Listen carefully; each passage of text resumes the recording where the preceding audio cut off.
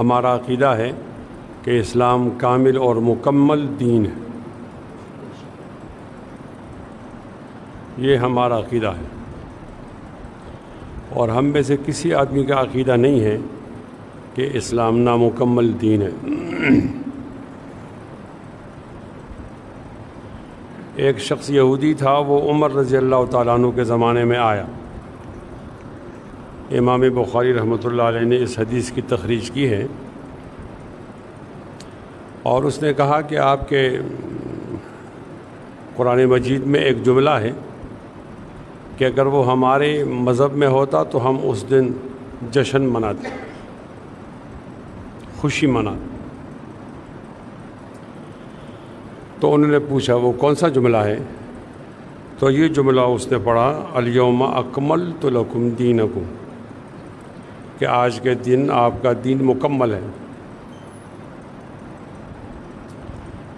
اس سے پہلے جتنی بھی شریعتیں آئی ہیں اس میں یہ جملہ نہیں تھا اور ہونا بھی نہیں چاہیے تھا، اس لیے کہ وہ اپنی ساخت کے اعتبار سے مکمل شریعتیں نہیں تھیں. ان کا نبی کامل نہیں ہوتا تھا، ان کی شریعت کامل نہیں ہوتی تھی، ان کی کتاب مکمل نہیں ہوتی تھی. جب تمام کتابوں کے آخر میں قرآن مجید کی کتاب آئی اور تمام رسولوں کے آخر میں افضل الرسل آئے اور تمام شریعتوں کے بعد جب شریعت محمدیہ آئی تو جا کے اس جملے کا کہنے کا ماحول بنا، الیوم اکملت لکم دینکم، کہ آج کا دن آپ کا دین مکمل ہو گیا. آدم علیہ الصلاۃ والسلام سے لے کر جناب نبی کریم صلی اللہ علیہ وسلم تک کتنا عرصہ گزرا ہے، اس میں تو مختلف اقوال ہیں. لیکن علم تاریخ کے ایک بہت بڑے عالم علامہ محمد بن جریر طبری نے 8,000 کا قول نقل کیا ہے اور 6.5 کا بھی. تو اگر مان لیا جائے کہ 8,000 سال ہیں تو یہ 8,000 سال تکمیل انسانیت کا سفر ہے. پھر اس میں کتنے انبیاء آئے؟ 1,24,000 انبیاء، 315 رسول، 70 صاحب امت رسول اور 5 اولو العزم من الرسل. یہ تمام آئی، یہ بھی تکمیل انسانیت کے سفر کے طور پر آئے. کتابیں کتنی آئیں؟ تو بڑی کتابیں تو 3 آئیں اور باقی صحیفے آئے، الواح آئے، رسائل آئے. تورات، زبور، انجیل تو بڑی کتابیں ہیں، باقی چھوٹے چھوٹے صحیفے اور رسائل آئے. یہ بھی تکمیل انسانیت کا ایک سفر ہے. تو دین کامل ہوا جس دن یہ آیت اتری. ایک بہت بڑے پتے کی بات ہے کہ یہ آیت کب اتری. نبی علیہ الصلاۃ والسلام کے 40 سال تو کے بعد نبوت ظاہر ہوئی تو فوراً یہ آیت نہیں اتری.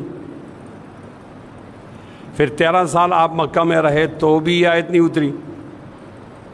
پھر آپ 10 سال مدینہ میں رہے تو پہلے سال یہ آیت نہیں آئی، دوسرے سال نہیں آئی، تیسرے سال نہیں آئی، چوتھے سال، 5ویں، 6ٹھے، 7ویں، 8ویں، 9ویں نہیں.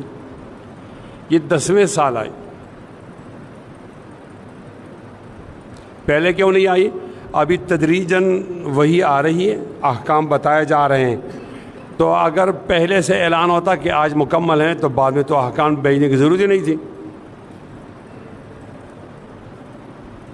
جو انتہائی قیمتی بات ہے وہ یہ ہے کہ یہ ذی الحجہ کی 9 تاریخ ہے یہ آیت اتری ایام حج میں، اور اس کے بعد نبی علیہ السلام صرف 3 مہینہ زندہ رہے، پھر وفات پا گئے. ذی الحجہ کی 9 تاریخ آپ خود حساب لگاؤ. اگر مان لیا جائے کہ وہ مہینہ 30 دنوں کا تھا تو 21 دن ہو گئے. اس کے بعد ایک محرم اور سفر ہے تو اس کے 30 لگاؤ، 60 دن وہ ہو گئے، 81 دن ہو گئے. اور ربیع الاول کے 9ویں دن آپ کا انتقال ہوا تو 90 دنوں کے بعد 9واں دن، 81 اور 9، 90، 3 مہینے، ٹھیک 3 مہینوں کے بعد آپ کا انتقال ہوا. اس کا معنی یہ ہوا یہ آیت ان آیات میں جو آخر میں اتری. الیوم اکملت لکم دینکم و اتممت علیکم نعمتی و رضیت لکم الاسلام دینا۔